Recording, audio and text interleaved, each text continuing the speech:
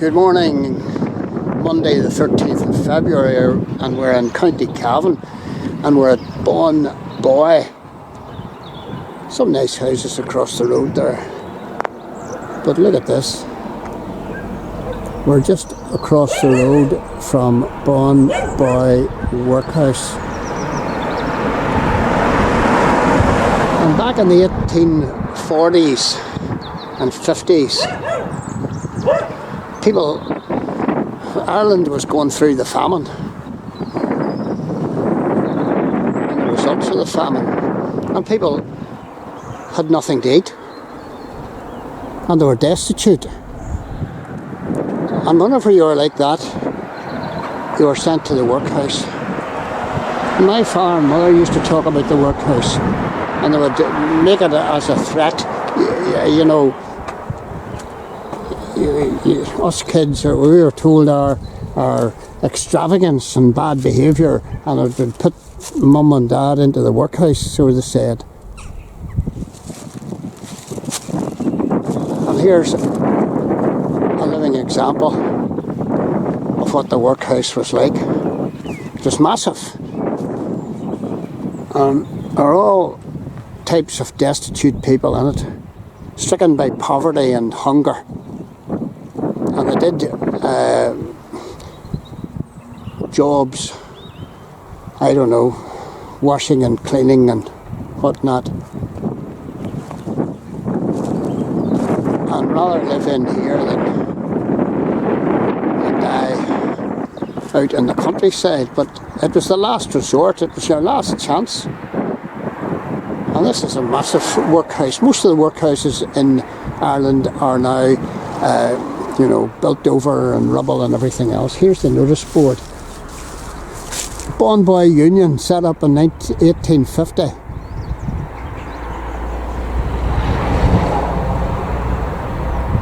A destitute person could come and live in the workhouse, but discipline was strict and that was limited to discourage all but the most needy. So there were no special concessions in here. 1851, Captain Johnson offered a site of 8 Irish acres for £200 with a ground rent of so-and-so for 20 years. 14th of June 1851, and there's a lot of detail there which I'm not going to read.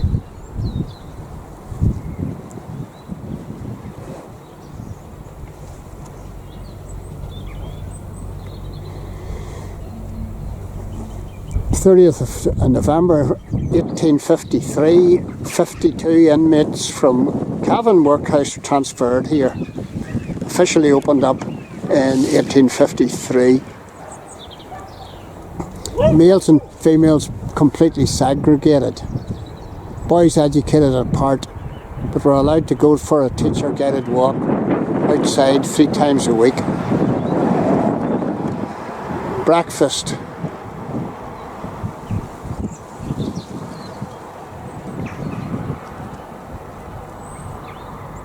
Population 1855, average number of inmates 172. The building were originally designed to hold 500 paupers. Officially closed in 1921, used as a vocational school and as a chapel. In the 1940s and 50s, dances were held here and films shown. A well-supported boxing club. There have been very few alterations to the existing fabric, the principal one being the removal of the large dining room wall to form a large enlarged chapel, which was in use since 1979 when the new St Mogue's Church replaced it.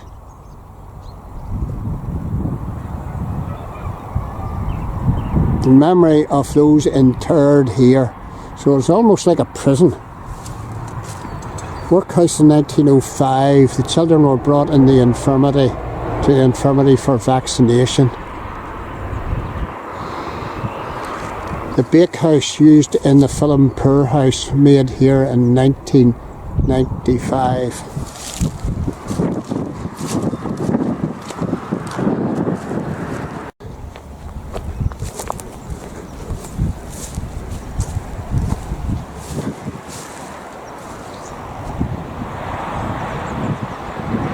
It was in operation from 1853 to 1921.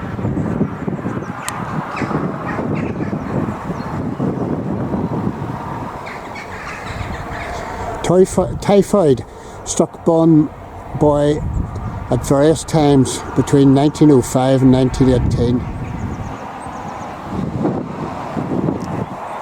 Great flu epidemic 1918 did not spare Bawnboy, and the infirmary was fully occupied again. As people's prosperity improved, numbers in the workhouse declined. In 1921 it was closed.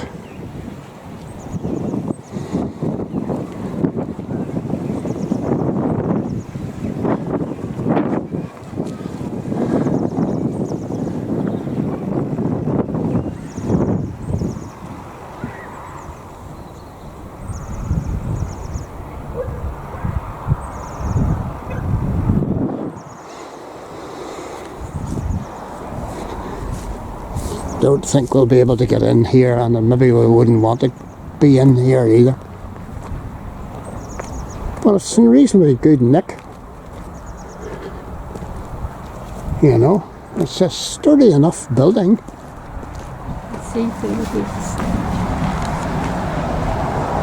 I wonder what the numbers are for. 75 SR 12345 and right across.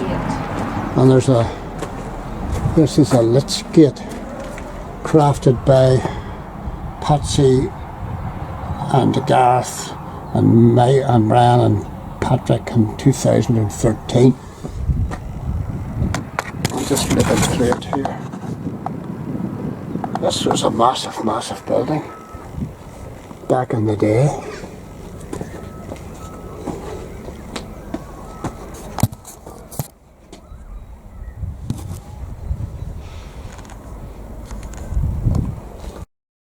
And this is the map of the workhouse, the layout, the infirmary at the top end. There's your straw beds and the dormitories, and then your stone bed and the lockup. Oh my goodness.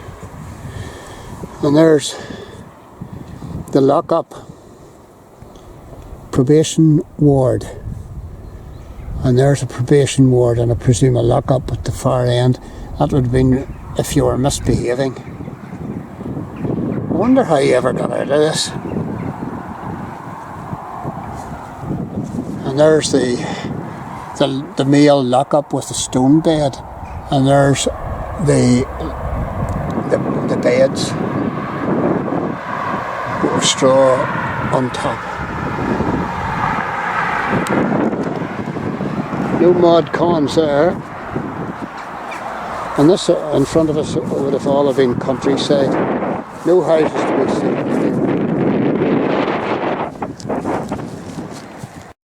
And around the back here, it looks like a military barracks.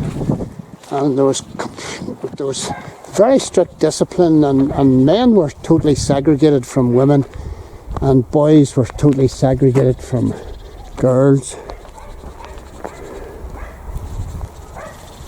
And it's a scary place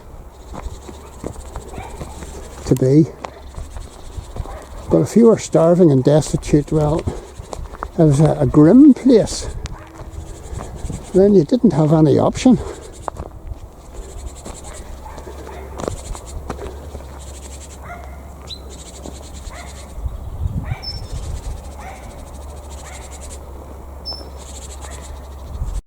And they tell you that over the centuries, Ireland's greatest export has been people. And whenever you consider, you know, all the poverty and all the rest of it, and the horror of the workhouse, the only option that people had was to get away to the new world or elsewhere, and that's exactly what they did.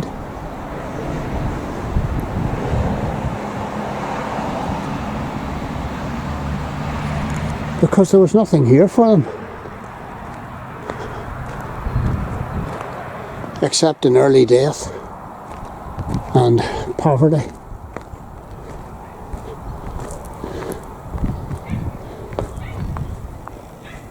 And paying rent to absentee landlords.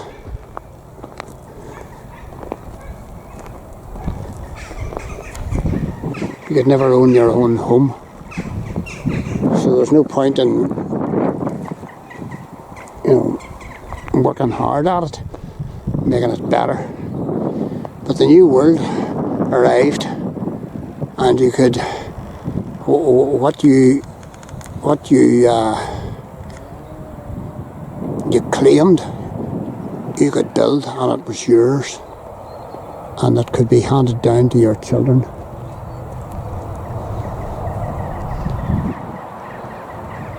There wasn't an awful lot of hope. It was really abandoned hope, all who enter here in the workhouse.